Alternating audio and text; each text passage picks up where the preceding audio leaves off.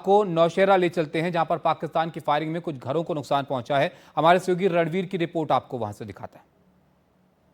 जब युद्ध का उन्माद अपने चरम पर होता है तो वो उन्माद दोनों तरफ नुकसान करता है। नुकसान लोगों के जान का, नुकसान मवेशियों का, नुकसान घरों का।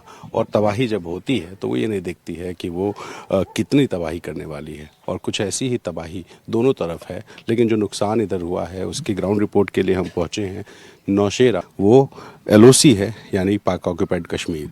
और इस तरफ से जब शेलिंग होती है तो गांव में किस तरह का नुकसान होता है ये समझना हो तो ज़रा इस खेत को देखिए। ये जो मेरे ठीक सामने खेत दिखाई दे रहा है, इस खेत में बना सा ये बड़ा सा जो गड्ढा है, ये गड्ढे में ही एक बॉम्ब आकर के गिरा। और इस तरह के कई सारे बॉम्ब्स यहाँ पर पाकिस्तान की तरफ से फेंके गए। नुकसान कैसा हुआ ये समझना हो तो सामने उस गाड़ी को देखिए। उस गाड़ी के शीशे टूटे हुए हैं, उस गाड़ी को काफ़ी नुकसान हुआ। घर पे मैं खड़ा हूँ, इस घर पे भी काफ़ी सारा डैमेज हुआ है। इसकी दीवारें ये नुकसान की जो गाथा है वो बता रही हैं। इस घर के नीचे के शीशे टूटे हुए हैं, दीवारों को इस तरह का नुकसान हुआ है। तिलक राज साहब, सामने एलओसी है और आपका गांव बिल्कुल नज़दीक।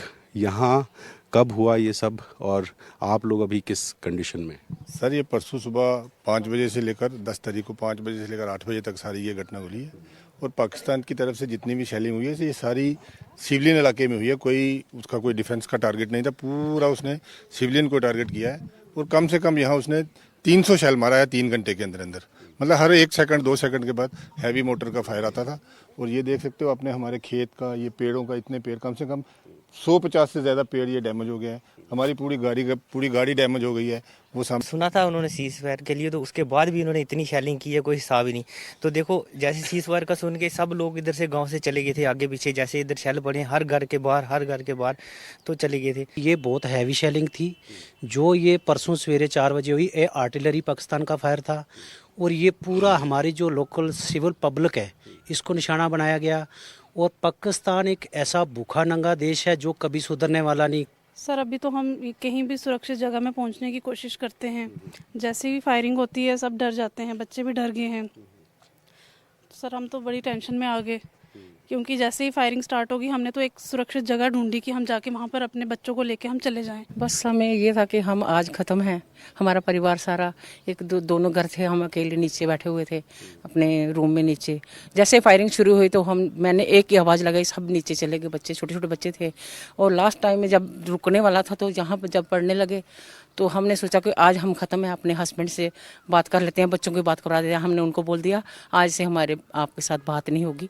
हम तो इतने डर गए हैं कि हमें कुछ भी नहीं था। कि हम ये सोच रहे थे कि हम आज पूरा परिवार 9 लोग थे घर में, 9 के 9 ख़त्म है। कई दिनों से हमारे घर में मतलब हम खाने का कोई है ही नहीं है। हम इतने डर गए हैं ना, हमारी 4 फैमिली है और बुजुर्ग, हम उनको कहाँ लेके जाएं। और ये जो हमने देखा अपने मतलब कि मौत का मंजर देखा। तो देखिए, 4 महीने का बच्चा लेकर के, पानी पी करके इन लोगों ने बेसमेंट के कमरों में रातें गुजारी हैं। चूल्हा जलाने का किसी ने सोचा नहीं।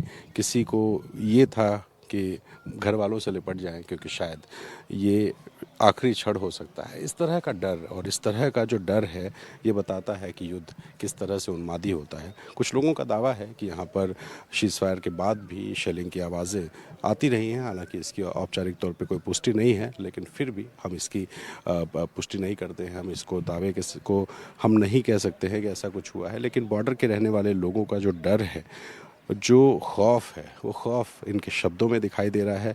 लेकिन जो इन्होंने देखा है वो शायद शब्दों में बयां नहीं किया जा सकता। नौशेरा से अपने कैमरा पर्सन वीरेंद्र सैनी के साथ रणवीर, एनडीटीवी इंडिया।